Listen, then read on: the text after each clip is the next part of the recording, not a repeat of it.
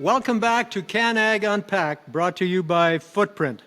Back with us today, a 28-year veteran of the House of Commons, Canada's former top cop as Solicitor General under Prime Minister Jean Chrétien, and longtime chair of the House of Commons Finance Committee, also a former farmer and president of the National Farmers Union in Canada.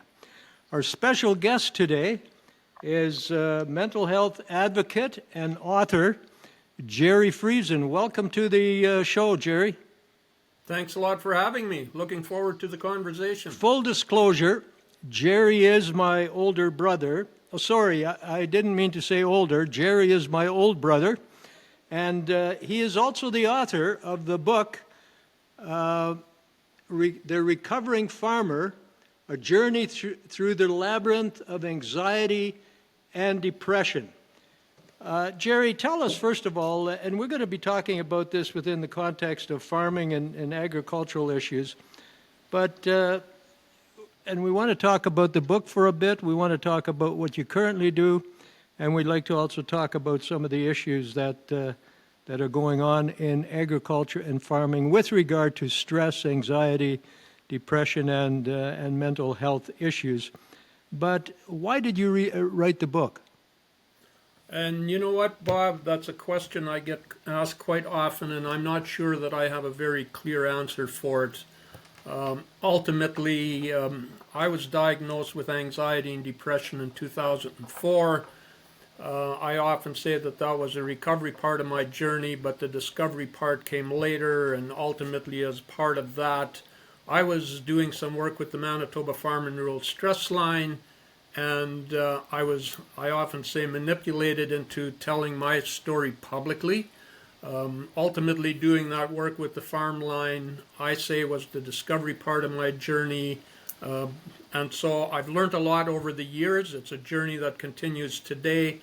But I discovered very quickly that talking about it meant that other people also started talking, and we were having conversations, and very often that's the best way to learn new tricks, to know that you're not alone, to be supported, and to be able to continue on that journey. So somewhere along the line, it just kind of happened that I wrote a book, never realizing exactly what would come of it, but certainly what I've found out is that it resonates with people, it impacts people, and I've had incredible feedback on it.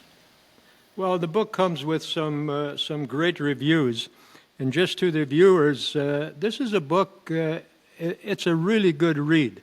And it's not just for people that have depression or stress or even mental health issues. It's also good for people to read and to make them more sensitive and more empathetic to people around them, and to be able to identify where people might need help. In your book, or in one of the reviews, the person talks about you wrote this book with passion and curiosity. What does it mean that you wrote it with curiosity? It means that when I started learning more about mental illness, when I was going through certain types of therapies, some that worked, some that didn't, I was always curious. I was always curious why I was experiencing what I was experiencing. And the more I learned, the more curious I became. And so that continues to today. I could tell you a story about some of the stuff that happened this last winter again, where I was trying something, and in this case it didn't work, but it made me curious, and then I wanted to know why. And ultimately what I found is the last therapist I went to, which is now 7 years ago, and I continue with them, is that someone connected dots for me, connected dots all the way back to when I was a kid. And just understanding that made me feel better and gave me that encouragement to keep up with the journey. In the book, you say that it's okay not to be okay. What does that mean?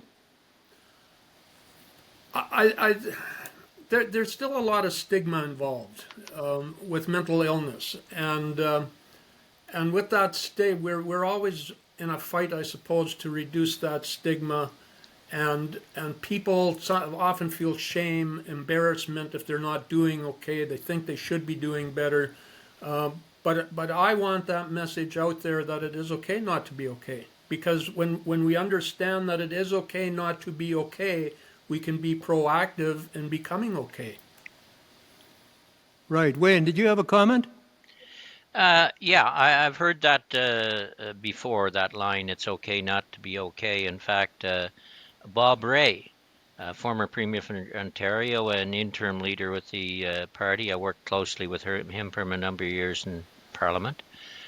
He went through a series of depression, and he made mental health an issue when he was a member of Parliament.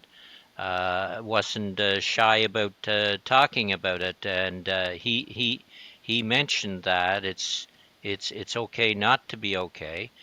He said you don't need to be feeling shame because you're depressed or you got a mental health issue.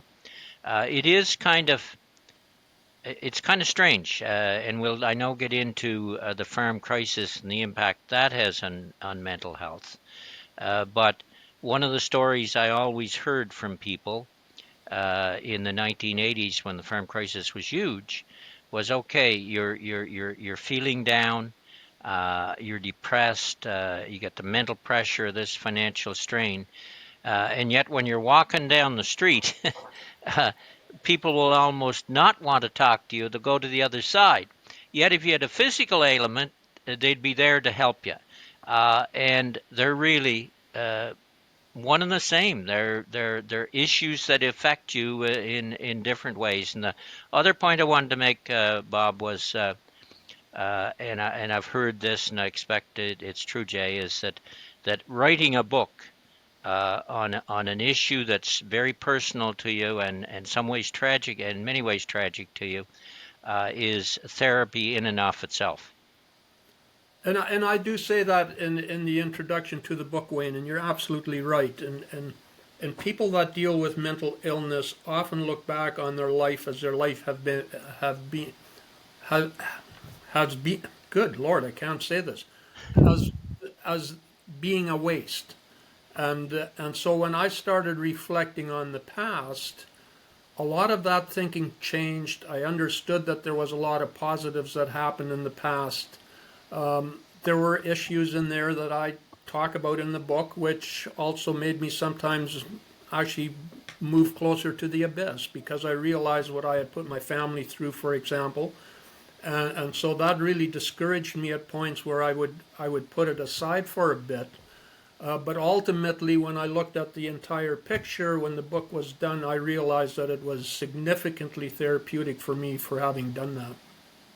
Well, you know, no book would be complete if it didn't have a bit of humor in it. You relate a story of about being in Japan and a Japanese gentleman who had been in Manitoba, I think, talking about how he hated the smell of egg noodles while you were choking on the shark fin soup. You want to tell us about that story?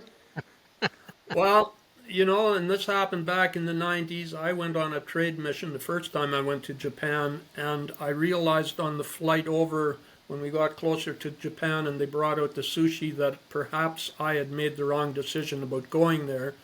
Being a Mennonite and all, I'm kind of a potato and meat type of guy, and anything outside of that just didn't really appeal to me.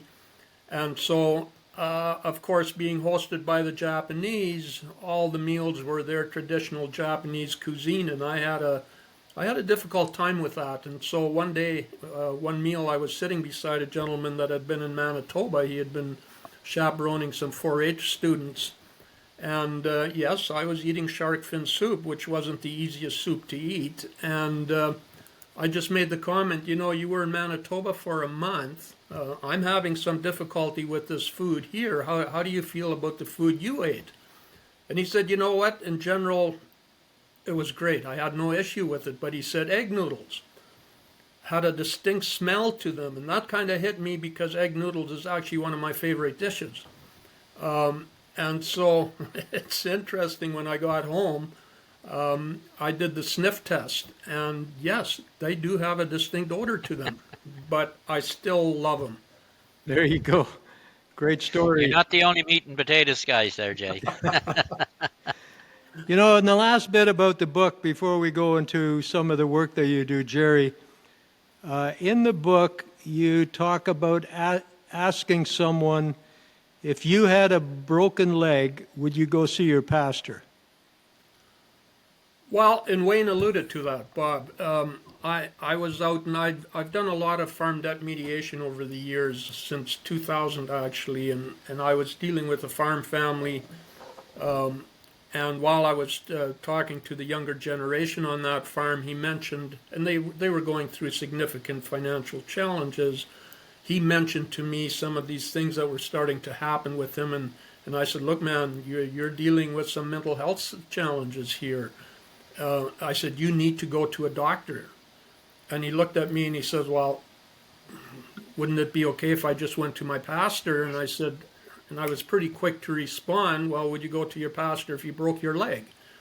And I tread carefully with saying that, because with all due respect to pastors and other counselors that there may be out there, they have their place.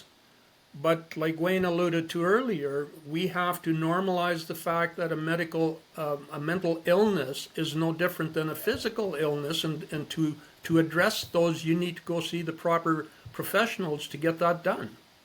Okay, let's go into that subject then.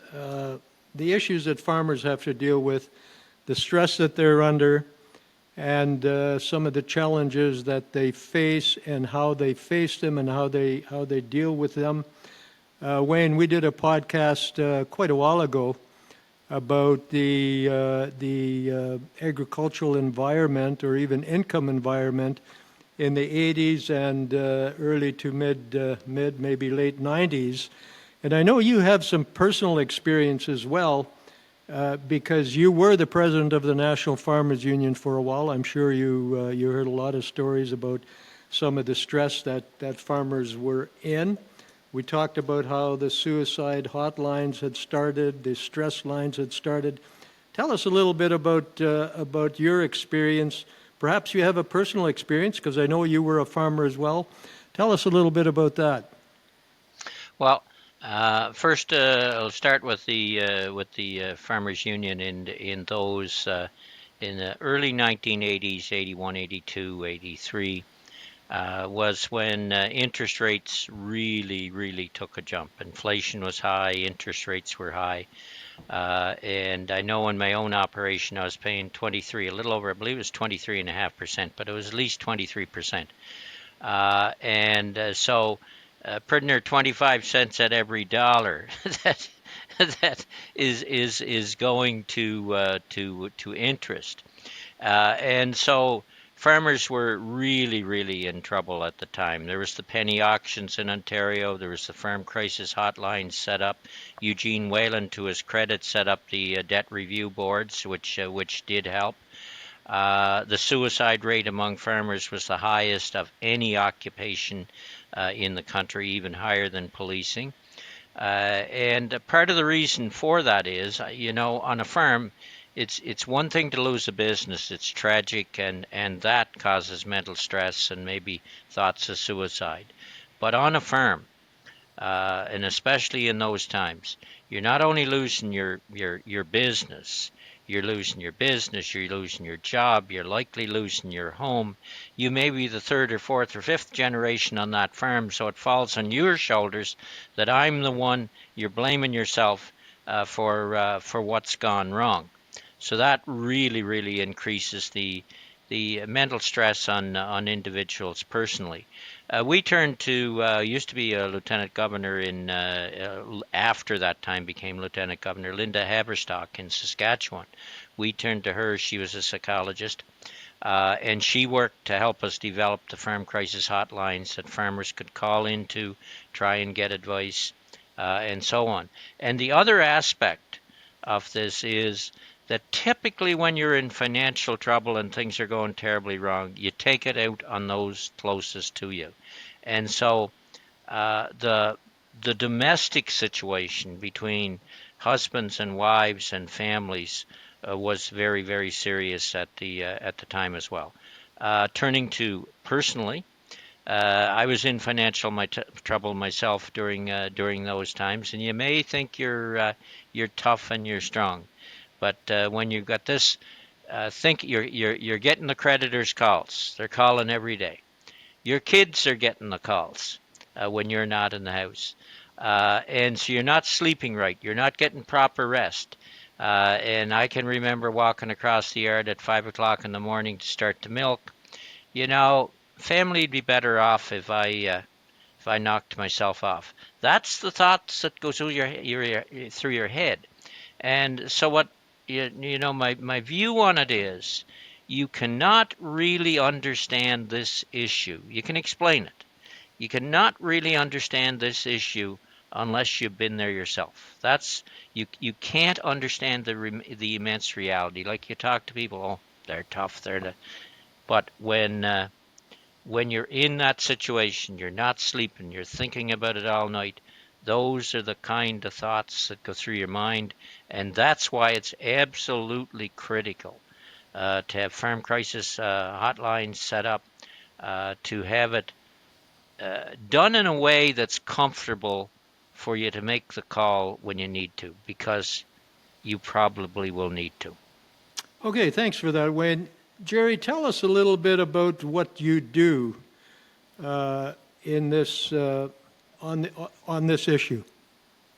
Well, again, going back to when I did some work for the Manitoba Farm and Rural Stress Line, one of the crisis lines that Wayne has referred to, farmers would call in, but it's a very short-term, one-off type of call that you make to reduce perhaps the crisis you're in. And there was requests then from the farming community, they'd like a longer term, some sort of in-person counseling program if they could get it.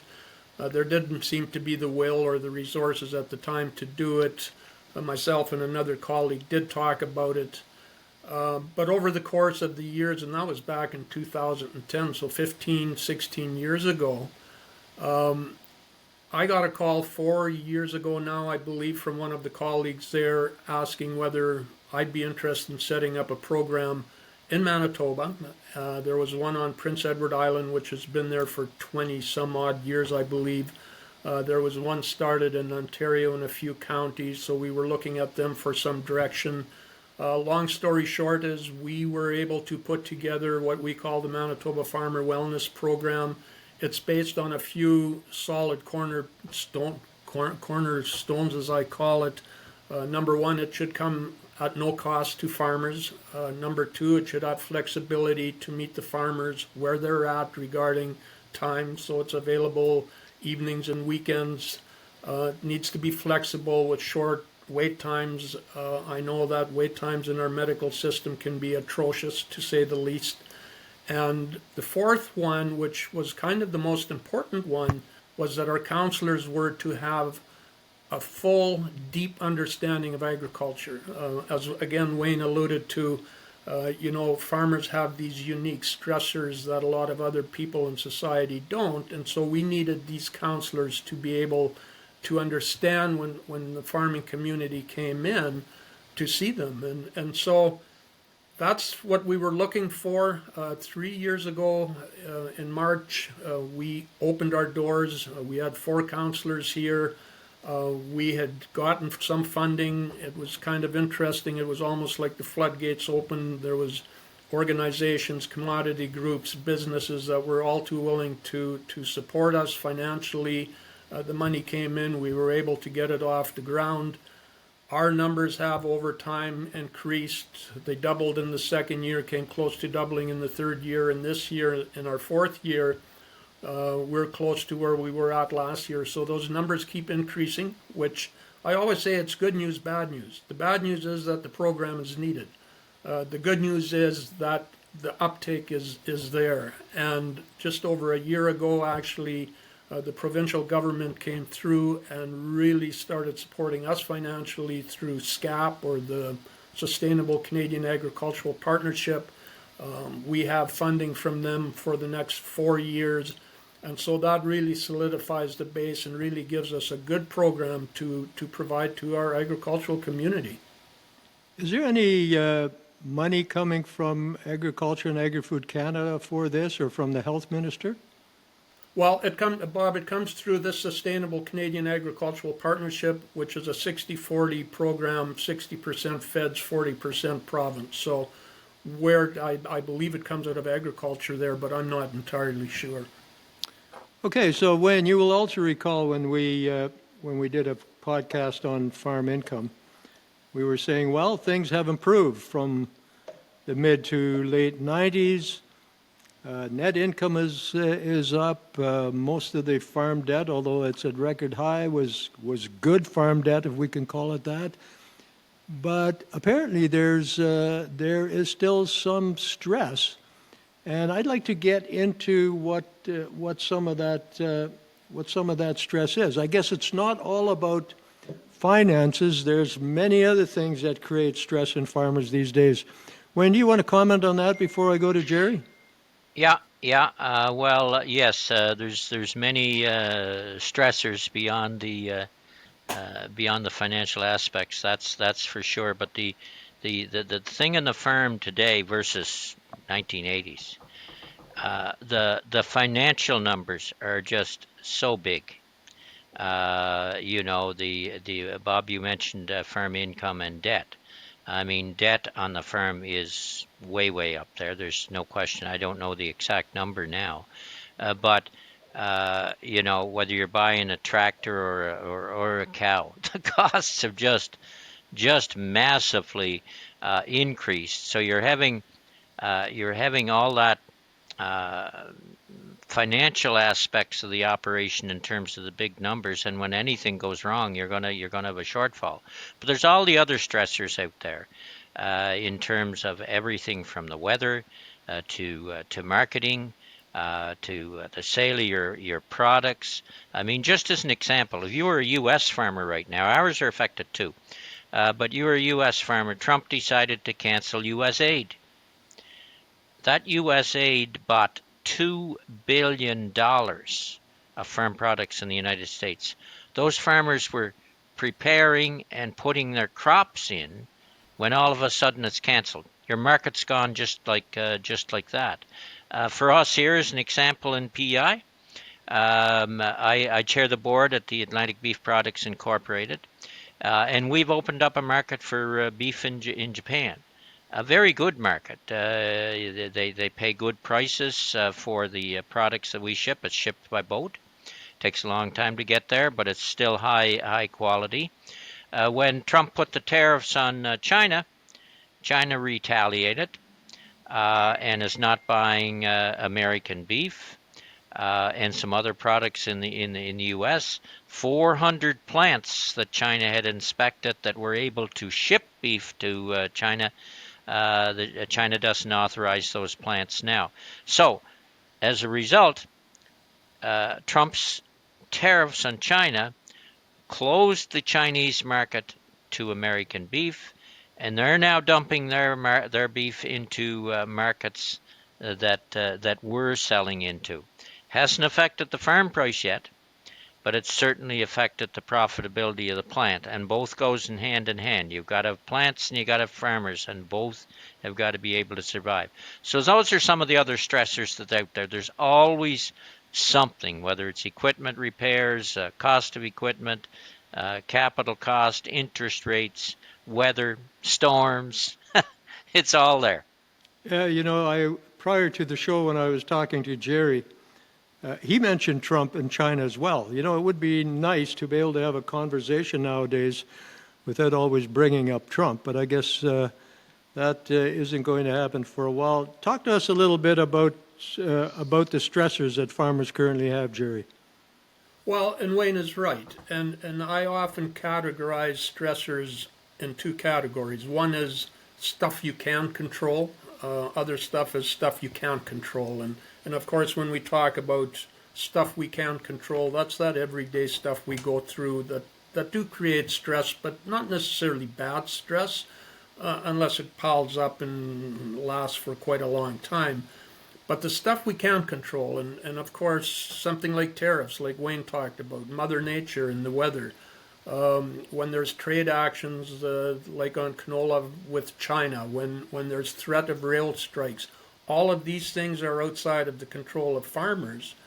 But really, what causes a lot of stress is the unknowns. And so when back in January or whenever it was when Trump started threatening tariffs, then people were starting to think, okay, they had to adjust, and they were concerned about what would happen, and then boom, tariffs came off, and then they could sit back, and yet that uncertainty was still there. So sometimes I almost think it would be better if, okay, if something is announced, let's do it so that we can now start operating around that. But that back and forth, that uncertainty creates a lot of that stress. And so farmers are going out there in Manitoba now, they're just, I think, starting to wrap up putting in crops, for example. They spend copious amounts of money putting their crop in and really have no idea what's going to happen with weather, what's going to happen with disease, what's going to happen with bugs, what's going to happen with markets, what's going to happen with the weather, and ultimately, where's the market going to be at the end of the day? And so that creates a lot of worry, and that creates a lot of stress. Well, and it becomes a vicious circle, right? Because the more stress you're under, the more it impacts on your decision making and on management. Do you want to comment on that? Yes, and Farm Business Management Canada actually did a study in 2017, I believe it was, where they were trying to find out exactly how stress impacts farm business management. And they came up with some startling results. And really, the bottom line to that is when we're dealing with a lot of stress, we're sitting down trying to make decisions on a lot of the things we've talked about. But when that stress is there and roiling around in our heads, we make decisions, and they talk about this in there, that we make decisions very often based on something that worked a year or 2 or 3 ago, instead of making decisions based on current market information, because that current market information might not look positive, or it might be something that's being threatened, like tariffs. And so these decisions are made on something from the past, which ultimately can lead to failure again. And so their study very clearly showed that farmers that can make clear, rational decisions are more likely to be profitable. Wayne, that looks like that resonated with you. Do you have a comment? Well, no, I think that's absolutely the right. We haven't been in politics, as you know, Bob, and you've been the farm leader. Uh, when you're developing policy, you do it's the same as in farm management. You do kind of look back, well, that worked then maybe that should work now.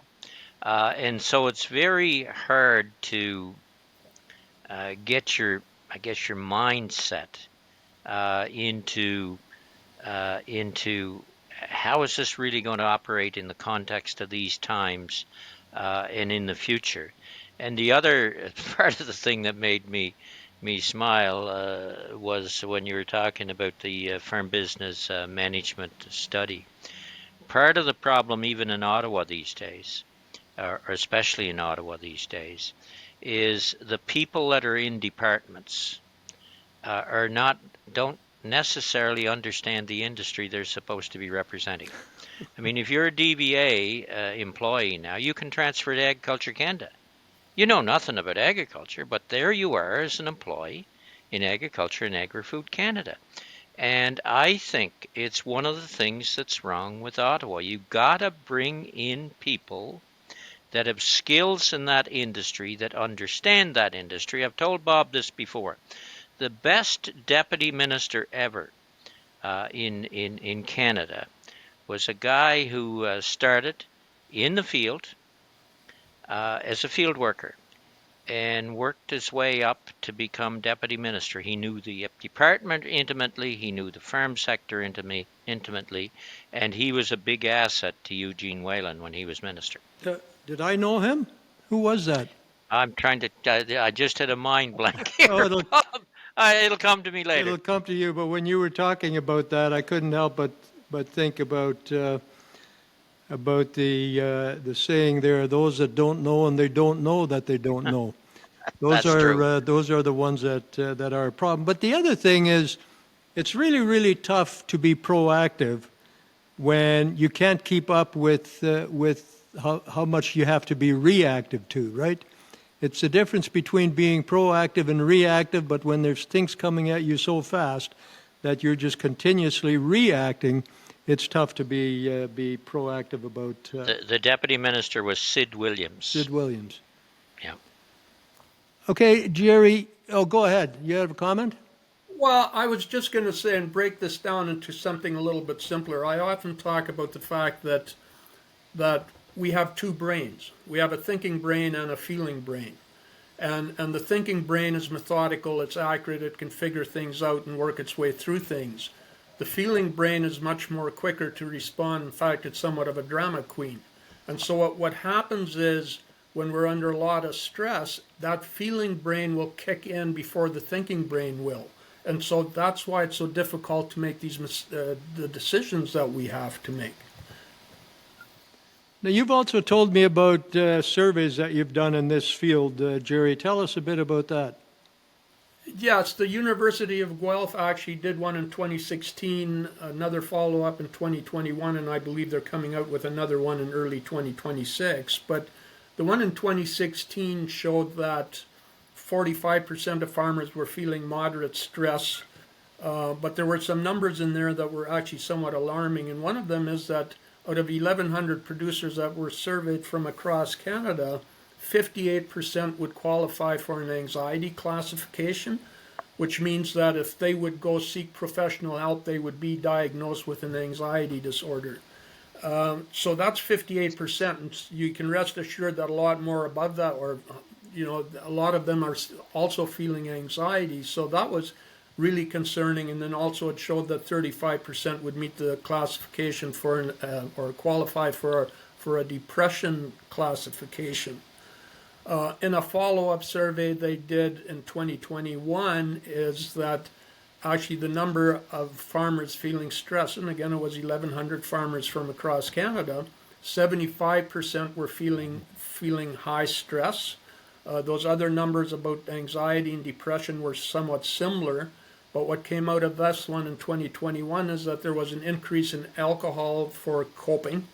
And the one that was really alarming in that one was that 1 out of 4 of those surveyed had suicide ideations, hadn't felt their life was worth living, and had been thinking about taking their own life in the year previous. And so there's just that indication that the work that's being done and being done more and more is so very, very important. Well, that's a bleak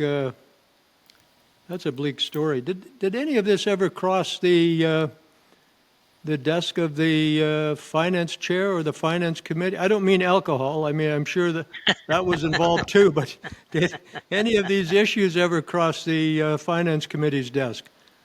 Very, very seldom they have. They have, but often that would be brought up by my own initiative.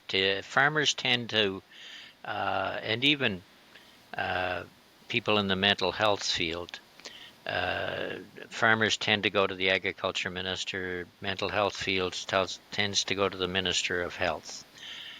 But these, I've always said to farmers, and I'd say the same thing to mental health people, get your point of view across to the Minister of Finance and the Finance Committee, because they do take the time to see the broad range of issues, and these are extremely critical issues. On the mental health aspect, you do, what's his name, Todd Doherty from BC is a Conservative member. He pushes the mental health issue pretty hard, and Bob Rae did. And so that's good. The issue is in Parliament, not necessarily farmers' mental health issues, but mental health issues in general. So all I'm saying is it's important for those people in those fields to try and go broader afield and ask to make a presentation before the Finance Committee, because they will be putting it in a report and making recommendations to the minister. Well, and you've mentioned before, Wayne, about understanding, and you've used Bob Ray as an example. I mean, understanding is so important. I think that's why the recovering farmer is so important as well. Tell me, Gerry. So you've got the facilities out there to help. How are you making sure that people are aware of the options they have when it comes to asking for help? Well, and that's an ongoing challenge, Bob. And I guess I've said from the outset of starting our program, certainly, that if nothing else, I wanted absolutely every farmer, every farm family, every farm employee in Manitoba to know that the program exists. We've done media interviews. We're constantly on social media. We show up at ag shows and set up our booth, and I still find it interesting that there's people that say, "Oh, I didn't realize that program was in place."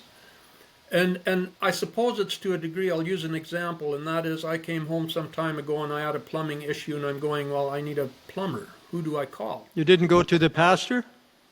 I didn't go to the pastor. I should have maybe tried that. So I needed a plumber, and I had no idea who to call. And then I'm going, wait a minute. I go past a billboard in town here every friggin' day, and there's a plumber's name up there.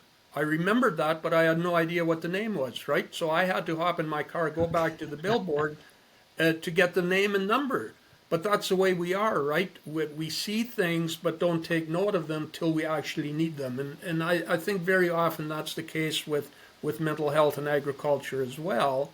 And then also the fact that there's and Wayne made the comment before about how the stress impacts relationships, and so that's happening so often. And so where and men in particular, and men and women deal with this differently, but where men, and Bob, we come from a culture, and Wayne may have made too, but if back in the day we were having trouble, that meant we weren't working hard enough, meant our faith wasn't strong enough, meant we weren't praying enough.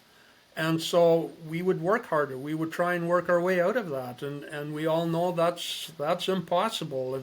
And so that mentality is still there, particularly in the older generation, in the boomer generation.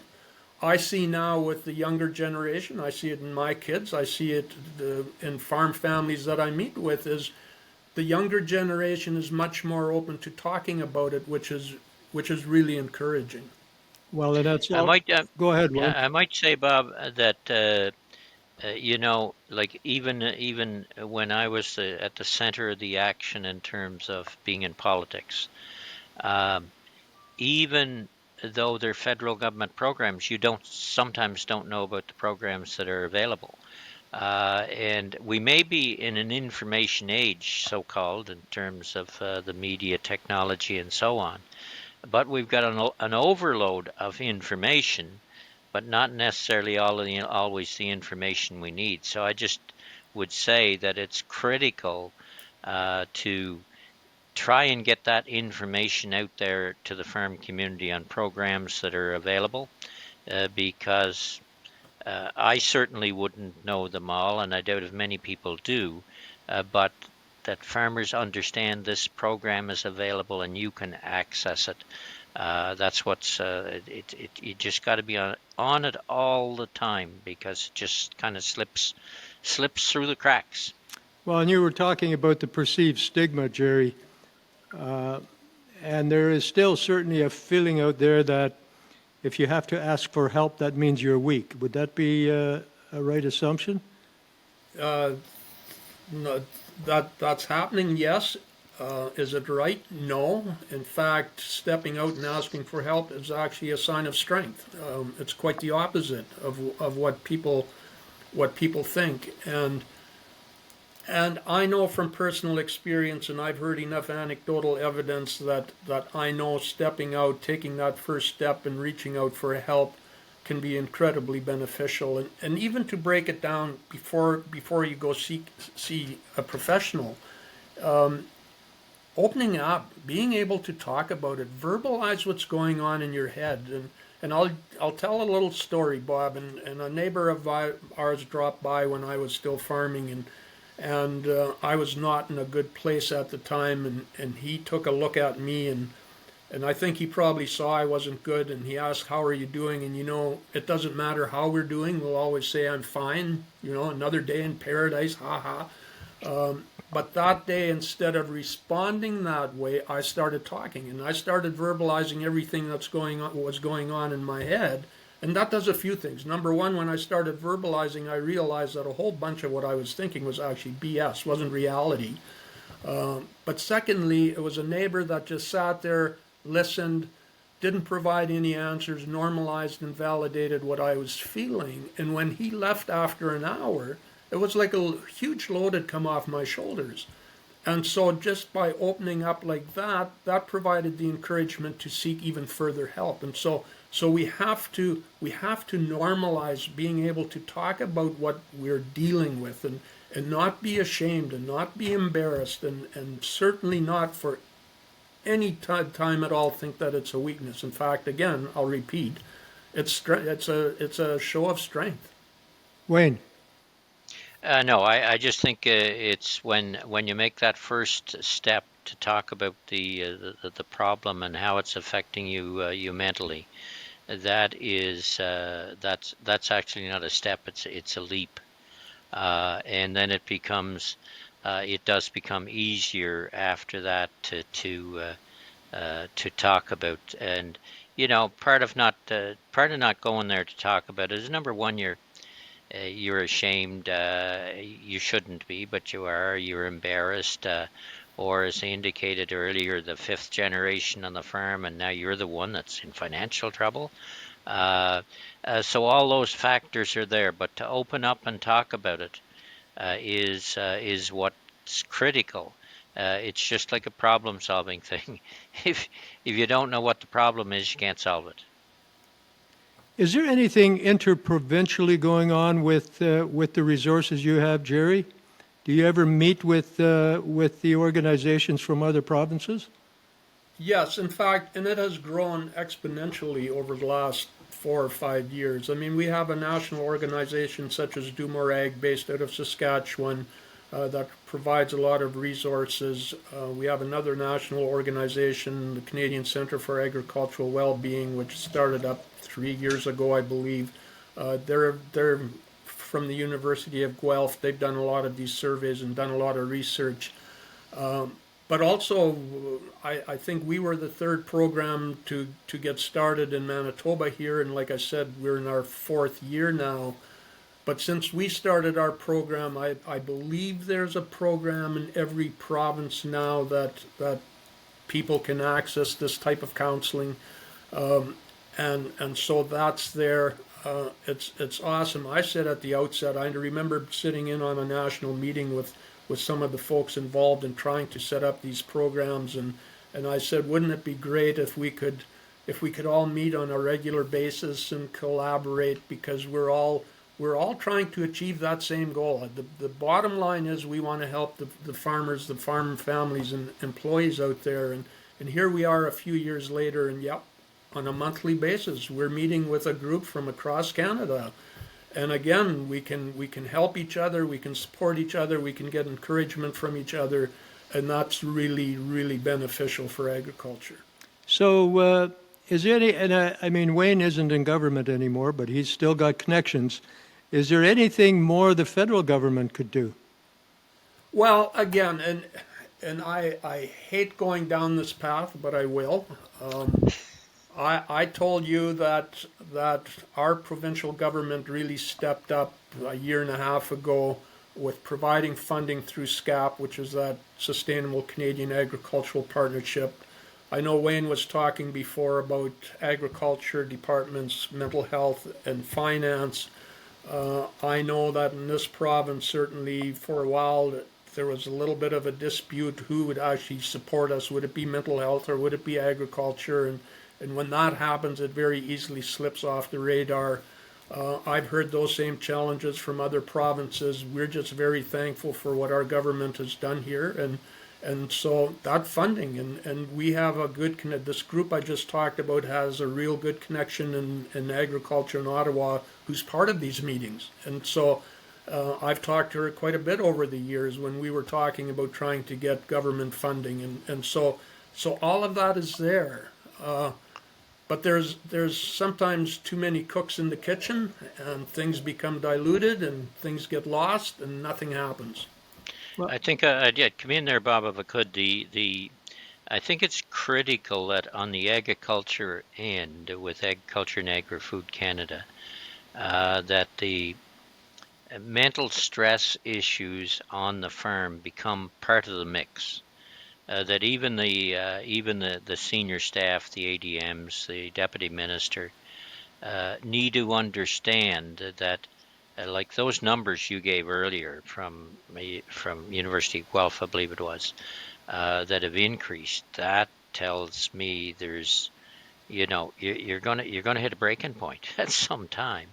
And so it's critical that Agriculture and Agri-Food Canada personnel understand this is an issue, and mental health issues, mental stress issues on the farm should be part of the mix. And it's an issue, given those numbers, that should be talked about. I expect, again, they usually do have a minister and provincial ministers meeting in July where they all gather across the country. The deputy ministers from all areas are there, from the provinces, and the feds are there as well. This would be a topic that should have some time on the agenda. Not a lot of time, but open it up so that they're all aware. Now, what can we do about this issue that is definitely an issue? It's not the financial aspect, but it's an issue. Yeah. Gerry, tell us, and I know you've mentioned this probably throughout the dialogue we've had today, but sum up for us the resources that are currently out there.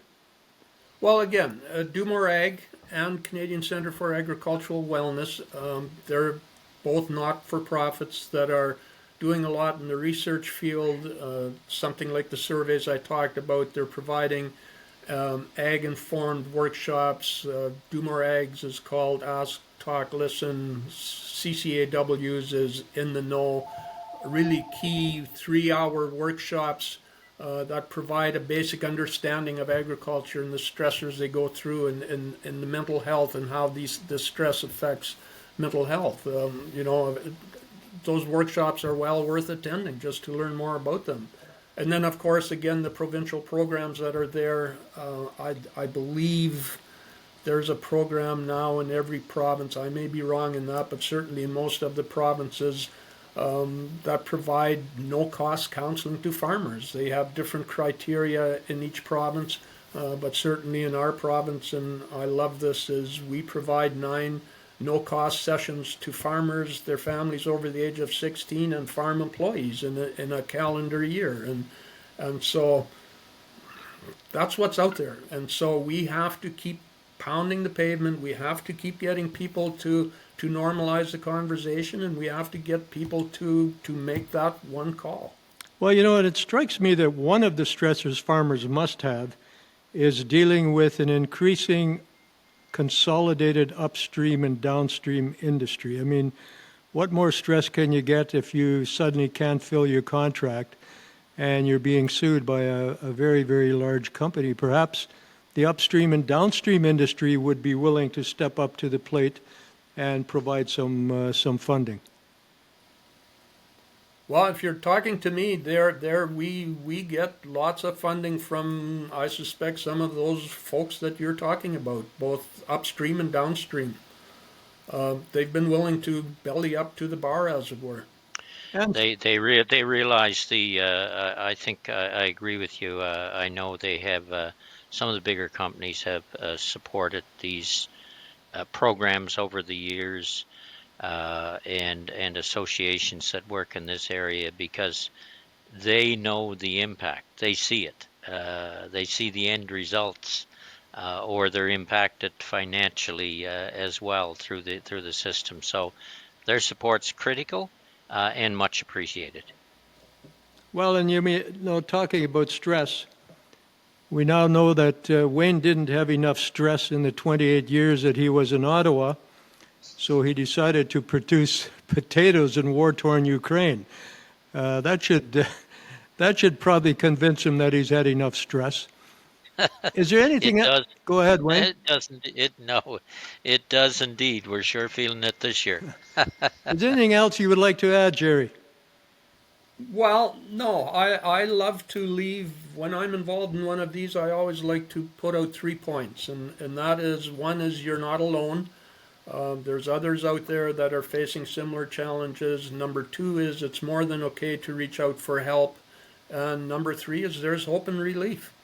Thank you very much. There you have it, from author of The Recovering Farmer, A Journey Through the Labyrinth of Anxiety and Depression.